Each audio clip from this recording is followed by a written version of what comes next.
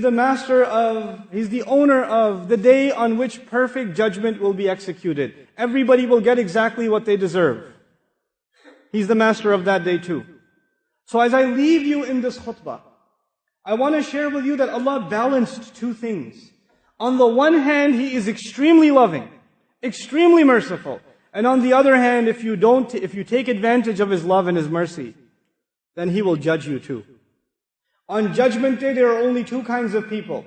People who get judgment, who get accounted, who get audited, that their records are checked, and the people who Allah doesn't check their records, He just lets them go. I want another story before I let you go. Soon after 9/11 in America, there was a lot of security at the airports. And of course, they gave Muslims special treatment when they travel. Right? So we had take your shoes off and go through extra security and pat downs and all of it. It's not like that anymore. The first couple of years were pretty bad. So one time I was traveling and nobody gave me extra security. I traveled like a regular person. I went through the metal detector and they did not say, sir, step on the side, let's give you an extra special treatment because you're a Muslim. Nothing. So I was surprised. I looked at the security guard and I said, I don't get it. But immediately the ayah came in my mind, hisaban yasira. Allah Azza wa Jal describes on Judgment Day, there will be people who will have their book in their right hand. فَسَوْفَ يُحَاسَبُ حِسَابًا يَسِيرًا فَأَمَّا مَنْ أُوتِيَ كِتَابَهُ بِيَمِينِهِ فَسَوْفَ يُحَاسَبُ حِسَابًا يَسِيرًا. The guy who gets the book handed to him in his right hand, he will be given an easy audit. You don't have to open your book and show the angels. By the way, on page 35 I have a Hajj. Please make sure you check that one. I think I caught Laylatul Qadr this Ramadan. If you make sure I get that. The angel says, Gali koi nahi. Jao. Just go. It's okay. No big deal. They're not checked. But if you get stopped by security on Judgment Day, and they say, let's see your book, and they open the page, and you even get asked one question, Judgment Day is bad for you. It's bad for you. إِنَّهُ مَنْ سُئِلَ يَوْمَ الْقِيَامَةِ فَقَدْ هَلَكَ.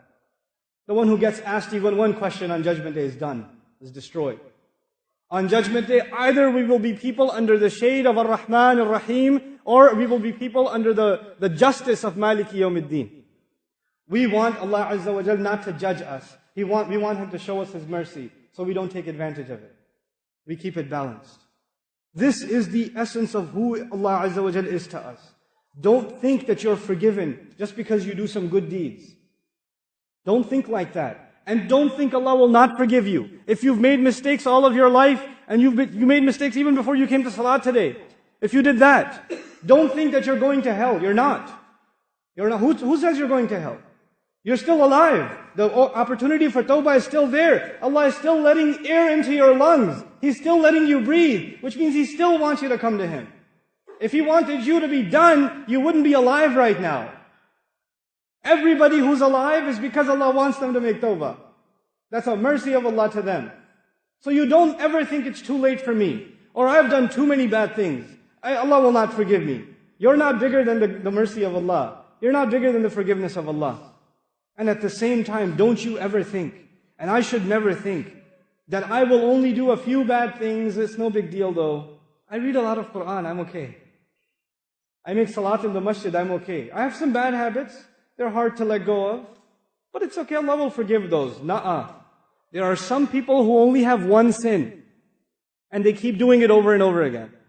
There's one problem they have, and they don't let it go. Allah Azza wa Jal describes this in the Quran. بَلَا مَنْ كَسَبَ سَيِّئَةً وَأَحَاطَتْ بِهِ خَطِيئَتُهُ فَأُولَٰئِكَ أَصْحَابُ النَّارِ. The guy who earned one sin, he's obsessed with one problem. He's got one addiction. It could be alcohol, it could be drugs, it could be pornography. I don't know, it could be something for you. It could be your anger, it could be abusive language, it could be backbiting. I don't know what your problem is. We all have some problem. But you don't let go of it. You hold on to that sin and you say, it's just one problem. Everything else is good though. You accept it. Then Allah says you get wrapped up into that sin. And those are people of fire. Those are people of fire. They don't let go of their sin.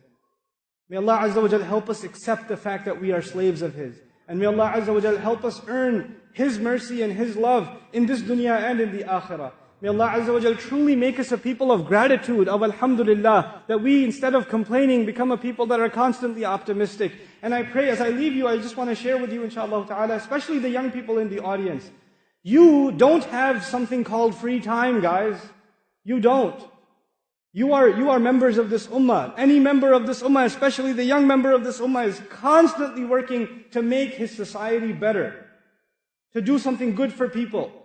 You don't have free time. You don't have time to play video games for 8 hours. You don't have time for Grand Theft Auto. You don't have time for Modern Warfare. You don't have time. You don't have time for the new movie that's coming out. You don't have time for Superman. You don't have time. You have time to do more important things. That your youth of this ummah, hold yourself to a higher standard. Not just because the elders are telling you, because the sheikh is telling you, because somebody else is telling you. Because your own conscience should tell you. Your la ilaha illallah should tell you, man. It should tell you that you have to be active people. That you will see corruption around you in society. You'll see youth that are getting away from Allah. Who do you think will invite them? Me? No, they don't. Those kids that don't come to the masjid. Those kids that don't come to any halaqat. I have no way of reaching them. You have to reach them. You know, they're your friends. They hang out with you, not with me. You gotta go to them. You have to be their du'at. You have to be an inspiration to them. So you have to make sure that you become a person of concern for those around you. Your friends. Don't just complain about your friends. Man, my friends, all they do is watch movies, this and that. Have you ever advised them? Have you ever given them something more positive to do instead? Have you been a good influence for them? You know? This is what you have to do. May Allah Azza wa Jal make our youth the leaders of this ummah. And may Allah Azza wa Jal make them role models for others who have gone away from Allah, to bring them closer to Allah Azza wa Jal. May Allah make all of you examples, good examples of Islam. So the non-Muslims who come to this country, they just see you and they say, man, I want to be Muslim. I want to be like that guy. I want you to be like that. That's the character you live by. Your honesty, your integrity, the way you carry yourself, the respect you show to others. You know, they just see that and they say, man, I want to be a Muslim. These Muslims have something special. This is what you have to become. Don't think you're going to give da'wah to non-Muslims by handing them a pamphlet, or giving them a website, or showing them a video. The real da'wah to Islam is the character of a Muslim. It's the character of a Muslim. You are the du'at of Islam without even opening your mouth. Especially here, when you have guests coming, when you have non-Muslims coming, and they're observing the Muslims. And they don't think that it's Muslims. They're not going to say Islam is great, but the Muslims are messed up. They're not going to think like that. They're going to think Islam is messed up. Because whatever they see you doing, they think that's Islam.